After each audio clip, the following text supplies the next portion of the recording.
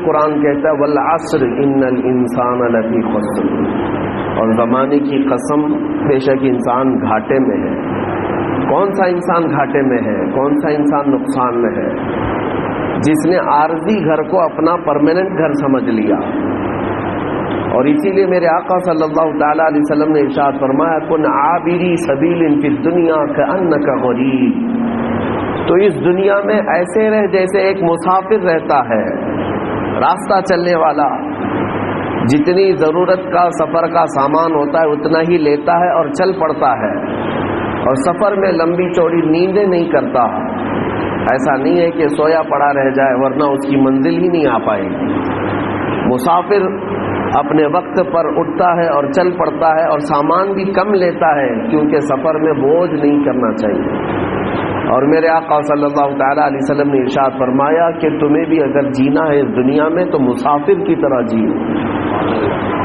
اور بزرگوں نے فرمایا کہ اس دنیا میں ایسا رہنا ہے کہ کشتی جیسے پانی میں رہتی ہے، کہ تم پورے سمندر میں جی رہے ہو، کشتی پانی میں چلتی ہے نا، لیکن اگر کشتی کے اندر پانی آ گیا تو سمندر میں وہ ڈوب بھی جاتی ہے، لیکن اگر سمندر کشتی کے اندر نہیں آیا، پانی نہیں آیا، تو کشتی سے ہی سلامت نکل بھی جاتی ہے۔ اسی طرح سے ایک مسلمان کو حکم دیا گیا کہ تم یہاں اپنی ضرورت کے مطابق سامان لے لو اور چل پڑو، اور اگر اس دنیا میں مگن ہو جاؤ گے تو ڈوب جاؤ گے، غرق ہو جاؤ گے۔ مولانا جلال الدین رومی رحمۃ اللہ تعالی علیہ فرماتے ہیں زمین پر شہد کا ایک قطرہ گرا تھا اور ایک چونٹی اسے چکھنے کے لیے آ گئی۔ ظاہر سی بات ہے میٹھا جہاں پر بھی ہو چونٹیاں ڈھونڈ ڈھونڈ کے آتی ہیں، وہ میٹھے کی دیوانی ہے۔ تو چونٹی آئی، شہد کا جو قطرہ گرا تھا، شہد میں چپچپاہٹ ہوتی ہے، چکناہٹ، تو اس نے کنارے سے ایک چسکی لی، اس سے ایک تھوڑا سا چکھا اور اس کے بعد چلی، لیکن پیٹ بھرا نہیں۔ چونٹی دوبارہ آئی، دوسری جانب سے تھوڑا سا چوس لیا، تیسری جگہ سے چوس لیا، وہ کرتی رہی اور جاتی رہی، پیٹ بھرا نہیں، ہر جگہ سے شہد کے قطرے کو چکھتی رہی۔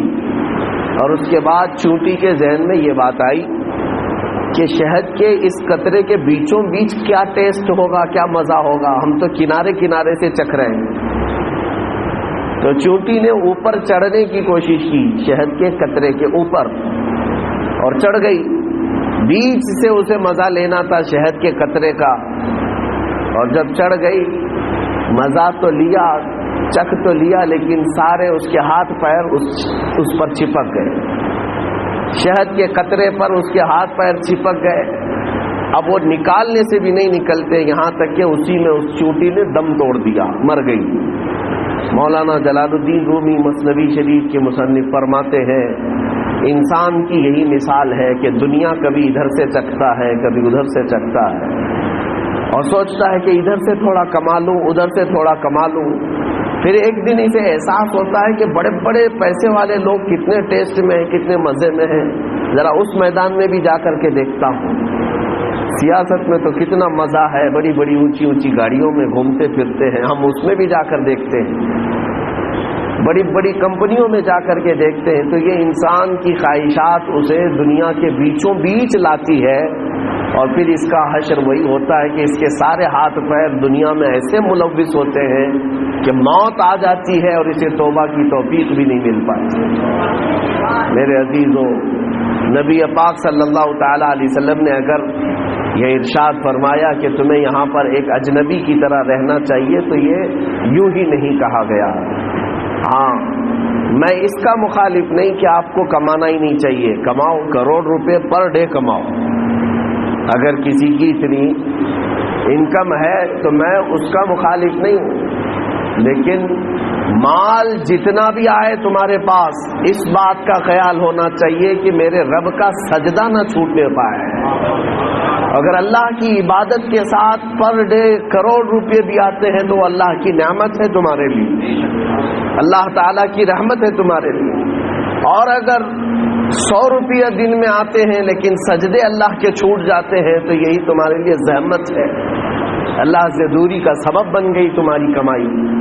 قرآن کہتا ہے قل انما اموالکم و اولادکم فتنہ، اے حبیب آپ فرما دیں کہ تمہارا مال اور تمہاری اولاد تمہارے لیے آزمائش ہے۔ کیا آزمائش کا مطلب کیا ہے؟ اللہ مال دے کر بھی آزماتا ہے، اولاد دے کر بھی آزماتا ہے۔ بسا اوقات انسان اپنے مال سنبھالنے کے لیے اتنا مصروف ہوتا ہے اسے نہ اذان سنائی دیتی ہے نہ نماز کا وقت ملتا ہے۔ یہ آزمائش نہیں تو اور کیا ہے؟ دکان میں حساب کتاب اتنا بڑھ گیا کہ اسے 5 منٹ نکالنے کی فرصت نہیں ملی۔ اولاد اللہ تعالیٰ نے دے دیا، اولاد کی محبت نے اسے ایسا غرق کر دیا کہ وہ اپنے بیوی بچوں کے محبت میں مگن ہو کر اللہ اس کے رسول کو بھول گیا۔ تو یہی آزمائش ہے۔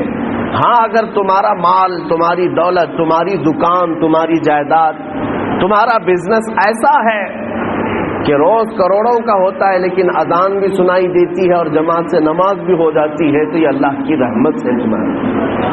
اسی لیے میرے عزیزوں، دنیا میں اگر اللہ کی بارگاہ میں کچھ مانگو تو عثمان غنی کا مال مانگو، عبد الرحمن بن عوف کا مال مانگو، کہ ان کے پاس مال تو آیا تھا لیکن غفلت نہیں آئی تھی، مال تو آیا تھا لیکن نافرمانی نہیں آئی تھی۔ عزیزان گرامی، اس فانی دنیا سے ہم بہت جلدی کوچ کر کے جانے والے ہیں۔ بڑے بڑے لوگ جا چکے اور اچھے اچھے لوگ بھی زیر زمین دفن ہو گئے۔ اب ہمارا بھی وقت قریب ہے۔ آپ کیا سمجھتے ہیں کہ بڑھاپے میں ہی موت آئے گی؟ موت کی کوئی عمر نہیں ہے، بچوں کو بھی آتی ہے، جوانوں کو بھی آتی ہے، اور اگر کسی کو بڑھاپا مل گیا تو یہ بھی اللہ کی نعمت ہے اس کی، کہ اللہ نے جوانی بھی دی اور بڑھاپا دیا، اس لیے کہ بڑھاپے میں خواہشات کم ہوتی ہیں۔ مولا تعالیٰ بوڑھوں کو پاک و صاف کر کے توبہ کرا کے اپنی بارگاہ میں لینا چاہتا ہے، اس لیے بڑھاپا دیا۔ اور ایک روایت میں یہ بھی ہے کہ جس کا اسلام میں بڑھاپا آ گیا اور اس کی داڑھی سفید ہو گئی، رب تعالیٰ فرماتا ہے اسے عذاب دینے میں مجھے حیا آتی ہے۔ بڑھاپے کو یہ نعمت ہے، لیکن میرے عزیزو ہر جوان بوڑھا ہو جائے یہ کوئی گارنٹی نہیں ہے، ہر بچہ جوان ہو جائے یہ بھی کوئی گارنٹی نہیں ہے۔ موت کی اپنی کوئی عمر نہیں۔ ہم نے زندگیاں جتنی گزارنی تھی گزار لیا، ہم موت سے بہت تیزی سے قریب ہوتے جا رہے ہیں۔ تمہیں پتا ہے سیدنا حاتم اصم رضی اللہ تعالیٰ عنہ سے پوچھا گیا، آپ جب نماز پڑھتے ہیں تو آپ کے جسم پر رکت طاری ہوتی ہے، آنکھیں بہنے لگتی ہیں، کیسے آپ نماز پڑھتے ہیں؟ کیا سوچتے ہیں آپ؟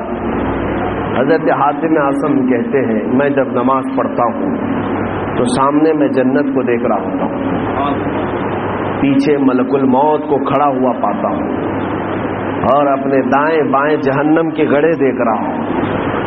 اگر میں آگے کی طرف نہیں بڑھا، ملک الموت تو ابھی میری گردن دبوچنے والا ہے، یا تو دائیں گروں گا یا بائیں گروں گا، اور دونوں طرف جہنم کے گڑھے ہیں۔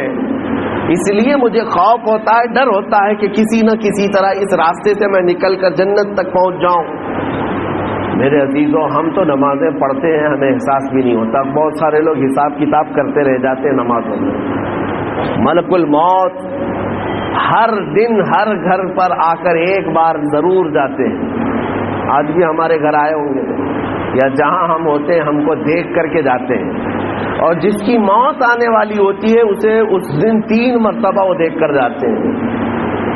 برابر وقت پر اس کی روح قبض کرنی ہوتی ہے اور وہ 1 منٹ نہ آگے نہ پیچھے کرتے ہیں۔ آج بھی ہمارے گھر اور آپ کے گھر آ کر گئے ہوں گے یا آنے والے ہوں گے، تمہیں دیکھ کر ضرور جائیں گے، اور تمہاری سانسیں جس دن بند کرنی ہے انہیں پوری طرح سے خبر ہے، تمہارے پاس کتنا وقت بچا ہے انہیں پوری طرح خبر ہے، لیکن تمہیں خبر نہیں، نہ ہمیں خبر ہے۔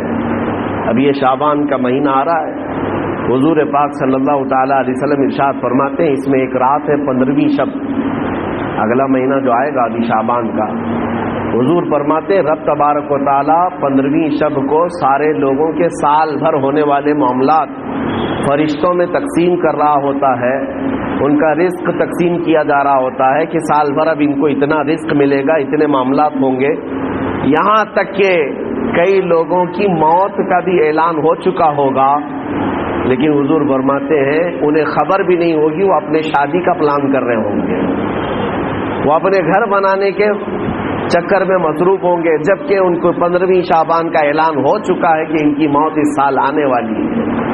عزیزان گرامی وقار، ہمارے پاس بہت لمیٹڈ ٹائم ہے، بہت مختصر سا وقت ہے، تو اس دنیا میں جب یہ تیزی سے گزرنے والا وقت ہے تو کر کے کیا جانا چاہیے؟ ظاہر سی بات ہے، جب چھوٹا سا وقت ہے تو کچھ تو کریں۔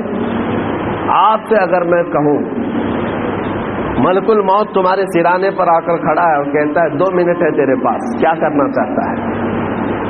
تم کیا کرنا چاہو گے؟ 2 رکعت پڑھنا چاہو گے، 1 رکوع قرآن کا پڑھنا چاہو گے، یا تسبیح لے کر سبحان اللہ پڑھ لیں، یا لا الہ الا اللہ پڑھ لیں، یا دعا کر لیں، توبہ کر لیں، استغفار کر لیں، بڑی بڑی چیزیں، یا خیرات کریں، صدقہ کریں، کیا کریں؟ 2 منٹ کا ٹائم ہے۔ بلکہ بزرگوں نے فرمایا اگر کسی کو یہ کہہ بھی دیا جائے کہ تیرے پاس 2 منٹ کا ٹائم ہے تو کیا کرنا چاہے کر لے، بعض بزرگوں نے لکھا ہے کہ وہ انہی معاملات کو سوچتا رہ جائے گا، 2 منٹ گزر بھی جائیں گے، کر بھی نہیں سکے گا، کیا کریں وہ پتہ بھی نہیں چل سکتا۔ لیکن میں آپ کو بتاتا ہوں ابھی تمہارے پاس وقت ہے، صحیح سلامت آپ بیٹھے ہوئے ہیں، آپ کی سانسیں چل رہی ہیں، آپ کے ہاتھ پیر سلامت ہیں۔ اب ہم میں سے کسی کو پتہ نہیں اب باقی وقت کتنا ہے، تو کون سی تسبیح پڑھو گے، کون سا ذکر کرو گے، کتنی تلاوت اور کتنی عبادت کرو گے۔ میں آپ کو ایک نسخہ دے جاتا ہوں، وہ سب سے بہترین چیز ہے، سب سے بہترین چیز ہے۔ فرمایا گیا کہ اگر تمہیں کوئی چیز مختصر سے وقت میں کر کے جانا ہے تو وہ رسول پاک کو راضی کر کے جانا۔ ایک بار حضور پاک صلی اللہ تعالی علیہ وسلم سے محبت کے ساتھ یہ عرض کرنا کہ آقا میں تمہارا ہوں، آپ میری طرف نظر کرم فرما دیں۔ اگر وہ رسول راضی ہو گئے تو تمہارے ہر وقت کے لیے وہ اللہ کی بارگاہ میں سفارش کریں گے۔